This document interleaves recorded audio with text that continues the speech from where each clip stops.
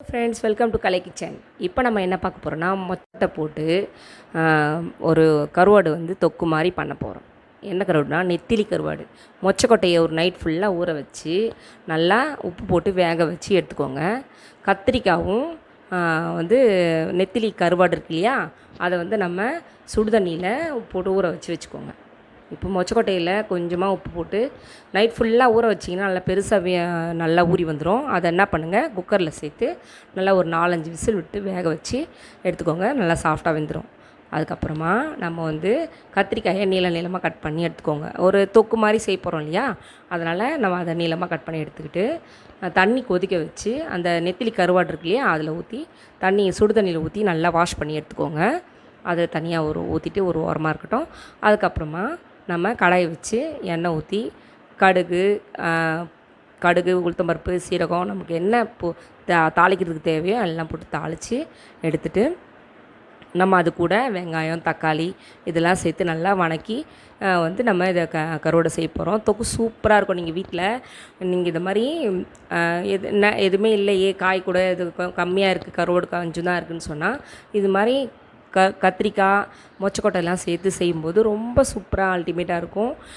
கடுகு, உளுத்தம்பருப்பெல்லாம் போட்டு நல்லா பொரிஞ்ச உடனே என்ன பண்ணுங்கள், நல்லா கொஞ்சம் நேரம் செவந்து பொரிஞ்ச பிறகு நீங்கள் வந்து பூண்டு தட்டி போட்டுக்கோங்க. உங்களுக்கு பூண்டு பிடிக்காதவங்க பூண்டு வேணான்னா வச்சுருங்க.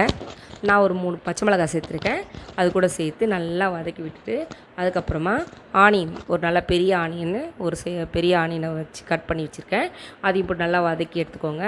அது கூட தக்காளி சேர்த்துக்கோங்க. நல்லா பெரிய தக்காளியாக ஒரு தக்காளி போட்டு நல்லா வதக்கி எடுத்துக்கோங்க.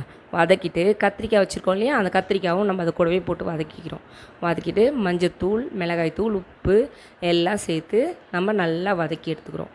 மூடி வேக வச்சுக்கோங்க. அப்போ நல்லா வதங்கி வரும்போது உப்பு சேர்த்து வதக்கி விடும்போது நல்லா வணங்கி வந்துடும். அதுக்கப்புறம் நல்லா நான் வதக்கி எடுத்துகிட்டு திரும்பவும் கத்திரிக்காயை சேர்த்து நல்லா வதக்கி எடுத்துருங்க. அப்போ நல்லா மூடி வதக்கும்போது சீக்கிரம் வதங்கி வரும். வதக்கிட்டு நல்லா இந்த நம்ம வாஷ் பண்ணி வச்சுருக்கோம் இல்லையா கருவாடு, அதுக்கப்புறம் அந்த மொச்சக்கொட்டையும் சேர்த்து நல்லா கிளறி விட்டு ஒன்று சேர்ந்து வரப்போ நம்ம இந்த கருவாடை சேர்த்து செய்ய போகிறோம். இந்த மாதிரி நீங்கள் வீட்டில் டேஸ்டியாக நம்ம கருவாடு இது கம்மியாக இருக்குது, கருவாடு வேறு அதிகமாக எதுவும் மார்க்கெட் போக முடியல அப்படின்னு சொன்னால் நம்ம வீட்லேயே இதே மாதிரி பண்ணி சாப்பிடும்போது ரொம்ப டேஸ்ட்டாக இருக்கும். நைட்டில் ஆனால் மொச்சக்கொட்டையை ஊற வச்சிட்டிங்கன்னா நீங்கள் உடனே டக்குன்னு செஞ்சிடலாம். இதை பாருங்கள், உப்பு போட்டு நல்லா வதக்கி விட்டுருங்க. அதுக்கப்புறமா கொஞ்சமாக நம்ம வந்து தீ அதிகமாக வச்சிட்டோம்னா தீஞ்சிரும். பொறுமையாக தீயை வச்சு கொஞ்சம் வதக்கும்போது தான் அது நல்லா வதங்கி கொடுக்கும். அதுக்கப்புறமா நம்ம கத்திரிக்காய் வச்சுருக்கோம் இல்லையா, அது எல்லாத்தையும் போட்டு நல்லா வதக்கி எடுத்துக்கோங்க. கத்திரிக்காயை நல்லா வதங்கி வந்த பிறகு மிளகாய்த்தூள், மஞ்சள் தூள் அதெல்லாம் சேர்த்து நல்லா அது கூடவே வதக்கி விட்டுக்கோங்க. நம்ம மொச்சக்கொட்டையை வேக வச்சுருப்போம் இல்லையா, அந்த தண்ணியோடு சேர்த்து அதை ஊற்றிடுங்க. ஏன்னா அந்த தண்ணி அதில் இருக்கிற சத்துக்கள்லாம் கீழே ஊற்றாமல் நம்ம மொத்தமாக சேர்த்து அதுலேயும் உப்பு போட்டு வேக வச்சுருப்போம் இல்லையா, அந்த தண்ணியோடு சேர்த்து நம்ம ஊற்றி வேக வைக்கும்போது இன்னும் டேஸ்ட்டு சூப்பராக இருக்கும்.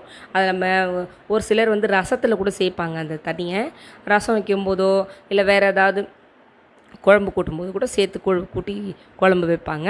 நம்ம இது இந்த தொக்கு பண்ணும்போது இது கூடவே சேர்த்து நம்ம ஊற்றும்போது நமக்கு அது சேர்ந்து வேகும்போது ரொம்ப டேஸ்ட்டாக இருக்கும். நான் வந்து 1.5 ஸ்பூன் மிளகாய்த்தூள் போட்டிருக்கேன். உங்களுக்கு தேவையானது நீங்கள் காரம் கூட்டவோ குறைக்கவோ செஞ்சுக்கலாம்.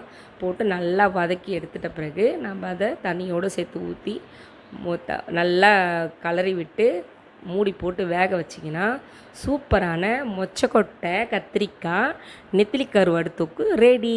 சூப்பராக இருக்கும். நீங்கள் வீட்டில் ட்ரை பண்ணி பாருங்கள். ரொம்ப நல்லாயிருக்கும். நம்ம வந்து இந்த கொட்டைங்கள்லாம் நிறைய நம்ம சேர்த்துக்கணுன்றதுக்காக நம்ம பயிர் வகைங்கள்லாம் நிறைய சேர்த்துக்கணும். அதனால் நான் வந்து இந்த மொச்சக்கொட்டையில் இது மாதிரி பண்ணால் எப்படி இருக்குன்றது மொச்சக்கொட்டையில் வந்து கருவாட்டு குழம்பு வச்சுருப்பாங்க, அதெல்லாம் செய்வாங்க, நான் பார்த்துருக்கேன். இந்த மாதிரி வந்து கத்திரிக்காயோடு சேர்த்து நெத்திலி கருவோடு சேர்த்து செஞ்சோம்னா கமன்னு சூப்பரான டேஸ்ட்டில் ரொம்ப நல்லாயிருக்கும்.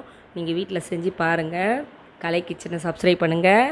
நான் வீடியோ கொஞ்ச நாளாக போடலை, இப்போ திரும்பவும் போட்டிருக்கேன். இன்னும் நிறைய ரெசிபியோடு உங்களை பார்க்கலாம். சப்ஸ்கிரைப் பண்ணுங்கள், ஷேர் பண்ணுங்கள், கமெண்ட் பண்ணுங்கள். நான் வந்து ஒரு சில வீடியோங்கள்லாம் நான் போடும்போது நான் கொஞ்சம் திக்கி பேசுகிறேன்னு சொல்லி நினைக்காதீங்க. நான் வந்து ப்ராக்டிஸில் என் வாய் என்ன நான் பேசுகிறதுக்கு எனக்கு எப்படி வருதோ அந்த ஸ்டைலில் நான் பேசுகிறேன். தப்பாக இருந்தால் மன்னிச்சிக்கோங்க. பாருங்கள் இந்த மாதிரி நல்லா தொக்கா நல்லா வணங்கி வந்துருச்சிங்களா. இந்த ஸ்டேஜில் நம்ம வாஷ் பண்ணி கழுவி வச்சுருக்கோம் இல்லையா நெத்திலி கருவாடு, அதை என்ன பண்ணுங்கள் மூடி இது மாதிரி வேக வச்சு எடுத்துட்டு அந்த கருவாடையும் சேர்த்திங்கன்னா கமன்னு அந்த வாசனையே அவ்வளோ சூப்பராக இருக்குங்க. பாருங்கள் இந்த மாதிரி வாஷ் பண்ணி வச்சுருக்கேன் இல்லையா, அது கூட சேர்த்து நல்லா கலந்து விட்டு ஒரு மூடி போட்டு இன்னும் கொஞ்சம் நேரம் அடுப்பில் வச்சு எடுத்திங்கன்னா சூப்பராக இருக்கும். இப்படி செஞ்சால் அப்படி இருக்குன்ற லிஸ்ட்டில் ரொம்ப அருமையாக இருக்கும். இதை நீங்கள் வீட்டில் ட்ரை பண்ணி பாருங்கள். தேங்க்யூ. இனிமேல் இதே மாதிரி ரெசிபி நிறைய நான் அடிக்கடி போடுறேன். கவனமாக பார்த்து நீங்கள் பிகினராக இருந்தால் பார்த்து தெரிஞ்சுக்கோங்க. லைக் பண்ணுங்கள். பாய்.